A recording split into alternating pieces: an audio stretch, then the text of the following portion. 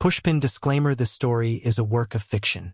It has been created purely for entertainment purposes and is inspired by real-life emotions, relationships, and dramatic circumstances. Any resemblance to actual people, places, or events is purely coincidental. The story explores themes of love, temptation, loyalty, and choices. It is not meant to promote or encourage infidelity, but to reflect on the complexity of human emotions. Viewer discretion is advised. The evening started just like any other. I was in the kitchen, preparing dinner while waiting for my husband to come home. The sound of the clock ticking filled the silence, a reminder of how ordinary our life had become after 10 years of marriage. Comfortable, predictable, safe. My husband, Daniel, was a good man. Hardworking, dependable, but often too busy to notice the small details anymore. Sometimes I wondered if he still saw me the way he used to, or if I had become just another part of his routine. That night, Daniel came home later than usual, and he wasn't alone. With him was his best friend, Michael. They had known each other since college, and Michael had become almost like family. He was around so often that our children, if we'd had any, would probably have called him Uncle. I greeted him with the same warm smile I always did, never thinking twice about his presence. Michael was different from Daniel. Where Daniel was serious and calculated, Michael was lighthearted, quick with a joke, and always attentive. He had a way of listening that made you feel like you were the only person in the room. I never thought much of it before. He was Daniel's friend, and by extension, mine too. The three of us sat down to eat, talking about Daniel's work, about the new project Michael was helping with, and about trivial things that filled the gaps in our conversations. It was casual, easy, and for a moment, I forgot the tiredness that often hung over our marriage. But then I noticed something small, almost insignificant.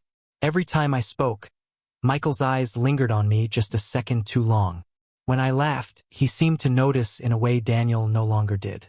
It wasn't enough to mean anything, not yet, but it was enough for me to feel it. After dinner, Daniel excused himself early, saying he had some work emails to finish. He trusted Michael completely, so he left us in the living room while he locked himself in the study. I sat across from Michael, sipping tea, while he told me stories from their college days. He made me laugh in a way I hadn't laughed in months. The way he leaned in, the way he paid attention, it felt nice, almost dangerously nice. Still, I pushed the thought away. Michael was Daniel's best friend. He wasn't supposed to be anything else. Yet, that ordinary evening carried something unusual in its air. Something subtle, something unspoken. Looking back now, I realize it was the beginning. The beginning of a story I never thought I would live. A story where one night would change everything. It was a Saturday morning when the shift began. Daniel had to leave early for an out-of-town business trip, something that had become more frequent in the past few years. As he rushed out the door, briefcase in hand, he turned to me with that hurried expression I had grown accustomed to. "Hey, I almost forgot," he said. "Michael will drop by later. I asked him to help you move some boxes down from the attic. Don't worry, it won't take long." I nodded, trying not to let my annoyance show. Daniel always seemed to volunteer me for these little favors. And lately, I had started feeling like Michael was spending more time at our house than Daniel himself. Still, I told myself it was harmless. After all, Michael had always been helpful. That afternoon, when Michael knocked on the door, I greeted him with a polite smile. He was holding a cup of coffee, his trademark grin on his face. "Don't worry," he said playfully. "I'm only here to do the heavy lifting. Your husband made sure to remind me at least 3 times. We climbed up into the attic, where years of forgotten boxes were stacked like monuments to a life half-lived. Daniel had always promised he would help me sort them out, but he never did. Now here I was with his best friend instead. Michael made a joke about dust and spiders, and I laughed, shaking my head as I handed him a box. His hand brushed mine. Just a quick touch, nothing intentional, but I felt something strange, an awareness I hadn't felt in a long time. At first, I tried to dismiss it. We carried the boxes down in silence, the weight filling the air as much as the awkwardness did. But every now and then, Michael would break it with his easy humor. He noticed little things Daniel never did, like how I brushed a strand of hair behind my ear when I was nervous, or how I hummed without realizing when I was focused. He paid attention. Too much attention. Once the boxes were stacked neatly in the living room, I poured us both a glass of iced tea. We sat down, the sweat from our work making the air feel heavier. Michael leaned back, his arm resting casually on the back of the sofa. "You know," he said after a pause, "Daniel's lucky. He doesn't even realize how much you do for him. Most men don't notice things like that." His words lingered in the room like perfume, sweet, but dangerous. I wanted to laugh it off, to brush it aside as just another compliment. But deep down, it hit me where I was weakest. It wasn't that I wanted him to say it, it was that Daniel never did. I excused myself quickly, needing space, but even as I walked away, I felt his gaze follow me. That day, something shifted. It was just a favor, just moving boxes. But in the spaces between, something unspoken began to take root. It happened on a Friday night. The kind of night that should have been uneventful, ordinary, unremarkable. But instead, it became the one I can never forget. Daniel had been called away on a last-minute business trip, and I found myself alone in the house. The rain outside tapped steadily against the windows, the sound filling the silence. I curled up on the couch with a blanket and a glass of wine, trying not to think about the loneliness creeping in. Around 8, there was a knock at the door. When I opened it, there stood Michael, soaked from the rain, holding a small bag of groceries. "Daniel texted me," he said, shaking water from his jacket. "He asked me to check in on you. Make sure you're not alone all night." I should have turned him away. I should have told him I was fine. But instead, I stepped aside and let him in. We cooked together, though it wasn't really necessary. He chopped vegetables while I stirred a pot, and our shoulders brushed now and then, each touch sending a spark I pretended not to notice. The wine loosened our conversations, laughter spilling easily as we shared stories neither of us had told before. It felt comfortable. Too comfortable. After dinner, we stayed in the living room, the rain still falling hard outside.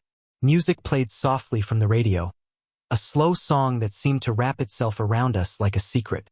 At first, it was harmless, two friends sitting too close, sharing too much. But then his hand brushed against mine on the couch. Neither of us moved it away. I turned to look at him, my heart pounding so loudly I was sure he could hear it. His eyes met mine, searching, hesitant, but full of something I had longed for. Attention, desire, the kind of gaze Daniel no longer gave me. For a moment, the world outside ceased to exist. It was just us, the dim light, the rain, the music. "I shouldn't be here," he whispered, though he didn't move. "I know." I breathed, though I didn't pull away. And then it happened. A kiss, soft at first, as if testing the waters, but quickly deepening into something neither of us could stop. It was fire and guilt all at once. A collision of years of suppressed feelings, and a loneliness I hadn't wanted to admit. My mind screamed at me to stop, but my body betrayed me. The night blurred after that. Laughter turned to whispers, whispers to touches, touches to confessions. It was as if crossing that line unlocked a part of me I hadn't felt alive in years. I forgot about Daniel. I forgot about everything except the man sitting beside me, the man I wasn't supposed to want. When I finally fell asleep, tangled in the aftermath of choices I swore I would never make, the sound of the rain was still steady outside. But the storm inside me had only just begun. The morning light crept into the living room, pale and unforgiving. I woke up with the blanket half slipping off my body, my head resting on the arm of the couch. For a moment there was peace, the kind of peace that comes in the silence before reality crashes in. Then I turned my head and saw Michael sitting on the other end of the couch, awake, staring at the floor like a man carrying a burden too heavy to lift. It all came rushing back, the wine, the laughter, the kiss, the way one thing led to another. My heart sank. The guilt was immediate, raw, suffocating. I pulled the blanket tighter around myself, not for warmth but for shame. Neither of us spoke at first. The only sound was the ticking clock on the wall and the faint patter of rain still lingering outside. Finally, Michael broke the silence, his voice low and rough. "We shouldn't have done that." "I know," I whispered. My throat was dry, my chest tight. I wanted to take the words back, to rewind time, to erase what had happened. But the truth was, I didn't regret the way it felt. I regretted what it meant. Michael stood, pacing the room, running a hand through his hair. "He's my best friend," he said, almost to himself. "I've stood by him through everything. And now—" His words trailed off, heavy with conflict. I swallowed hard. "And now we've crossed a line we can't uncross." The silence after that was unbearable. Every detail of the room felt sharper, louder. The clink of the empty wine glasses, the faint smell of perfume mixed with his cologne, the indentation on the couch where we had sat too close. My stomach churned. When Michael finally left, the space felt emptier than it ever had before. I went into the bathroom, splashed cold water on my face, and stared at my reflection. My eyes looked different, tired, guilty, but also alive. That was the part that scared me the most. All day, I carried the weight of what we'd done. Every time my phone buzzed, I was terrified it was Daniel, that somehow he already knew. When he finally called that evening, his voice was cheerful, oblivious. He told me about the meetings, about the hotel, about how he'd be home tomorrow. I forced a smile into my words, pretending everything was fine, even as my chest ached with the truth I couldn't tell him. That night, I lay in bed alone, staring at the ceiling, the guilt pressing down on me like a heavy blanket. I tried to convince myself it was a mistake, a one-time lapse in judgment. But deep inside, I knew it wasn't that simple, because a part of me longed for it to happen again. The morning didn't just bring daylight, it brought reality. And with reality came the unbearable question. Was I still the woman my husband married, or had I become someone else entirely? The days that followed were the hardest I had ever lived. Every morning, I woke up beside Daniel, making coffee, cooking breakfast, going through the motions of being a wife. Yet every glance at him reminded me of the secret I now carried. The guilt gnawed at me, but underneath it all was something even more dangerous. The lingering memory of Michael's touch, his words, his gaze that made me feel seen. Daniel didn't notice the difference, or if he did, he didn't show it. He was as distracted as ever, buried in his work, his phone buzzing late into the night. I wanted to be angry at him, to blame him for leaving me so emotionally starved. But deep down, I knew the choice I had made was mine alone. Michael, on the other hand, kept his distance. He stopped coming by as often, stopped texting, stopped lingering in places he normally would. But when we did see each other, whether at a casual dinner Daniel arranged, or when Michael stopped to drop something off, the air between us was heavy. Every word we spoke carried a hidden meaning. Every look felt like a reminder of what we had shared. It was during one of those evenings, when Daniel had invited him over for a quick drink, that I realized how deep I was already in. Michael avoided my eyes, speaking mostly to Daniel, but when his gaze did flicker toward me, I felt it all over again. The pull, the unspoken connection. I excused myself to the kitchen, my hands trembling as I poured another glass of wine. I was terrified of being caught, but even more terrified of losing that feeling. The betrayal was no longer just about the act. It had become a battle within me. Part of me wanted to confess, to free myself from the lies and start over with Daniel. Another part of me wanted to run, to let go of the life I had built and chase the forbidden pull that kept me awake at night. I started noticing all the cracks in my marriage. The way Daniel didn't ask about my day anymore. The way he kissed me goodnight out of habit rather than passion. The way our conversations had shrunk to schedules and bills. For years, I had accepted it as normal, as the natural decline of long-term love. But now, after tasting something different, I wondered if I had been lying to myself all along. Yet, with every thought of Michael came the reminder, he's not mine. He can't be mine. He's Daniel's best friend. The guilt doubled, pressing harder on my chest. I was caught between two lives, one of loyalty and stability, the other of temptation and passion. Between love and betrayal, I was being torn apart. And I knew sooner or later something would break. It was only a matter of time before the cracks widened into something impossible to hide.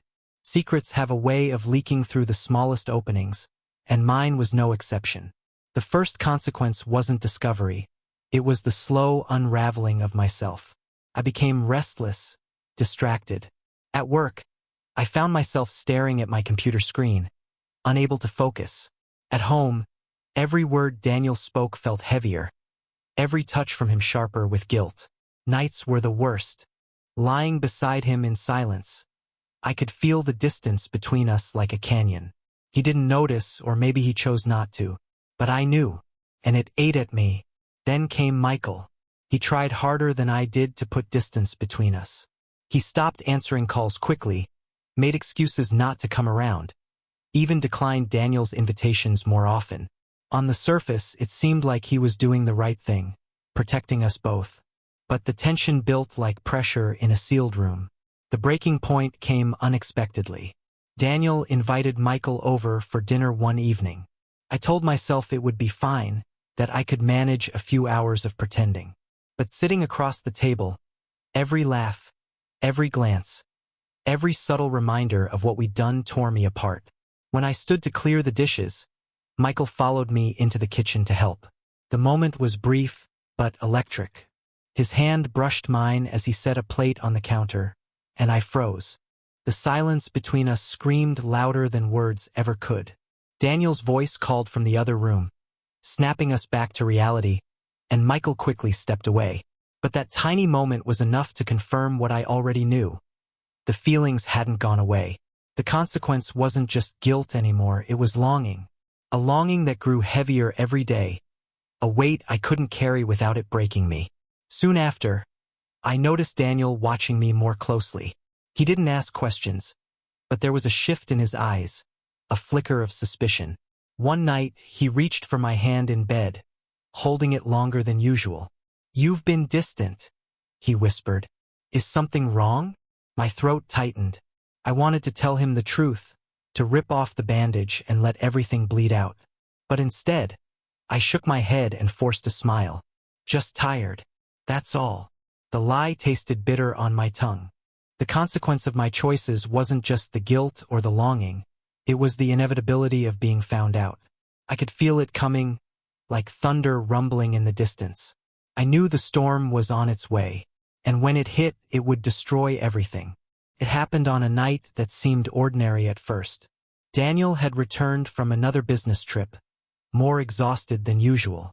He dropped his suitcase by the door, kissed my cheek distractedly, and collapsed on the couch. I made him dinner, trying to ignore the storm inside me, but my hands trembled as I set the plates down. The weight of what I had been hiding pressed heavier than ever, suffocating me. Later that evening, while Daniel was in the shower, his phone buzzed on the coffee table. Out of habit, I glanced at the screen. My heart dropped when I saw the name, Michael.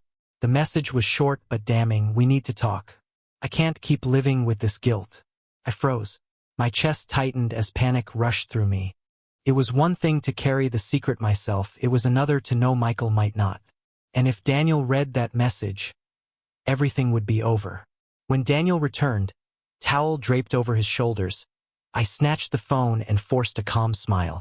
"Someone texted you." "I think it was work," I lied, handing it back before he could see the screen. My hands were shaking so badly I tucked them behind my back. That night I couldn't sleep. The lies, the guilt, the fear of exposure, they all came crashing down at once. I realized I couldn't keep going like this. Whether I confessed or Michael did, the truth was going to come out. The only question was when. And then came the inevitable. A week later, Daniel came home early. Too early. Michael was already there, helping me fix a shelf Daniel had promised to repair months ago. We weren't doing anything wrong. At least not in that moment, but Daniel's eyes narrowed the second he walked in. "What's going on here?" His voice was sharp, suspicious. Michael stepped back instantly, fumbling for words. "Just helping her with..." But Daniel's gaze had already shifted to me, and in that instant, I knew he saw everything, the tension, the guilt, the way my eyes darted away instead of meeting his. He didn't need proof. He already knew. The confrontation that followed was a blur of shouting, tears, and shattered trust. Daniel demanded answers. and though I tried to deny it, the words stuck in my throat. Silence became confession. My tears became proof. By the time Michael left, Daniel's world had already fallen apart. He looked at me not with anger, but with something far worse, disappointment. The kind that cut deeper than rage ever could. "I gave you everything," he whispered, his voice breaking, "and you gave yourself to him." There was nothing left to say. The truth was out. The marriage I had built, the friendship Daniel had cherished, the life we had once shared. It all collapsed under the weight of betrayal. The inevitable truth wasn't just that I had cheated. It was that in one night, one decision, I had changed everything. Forever. 49.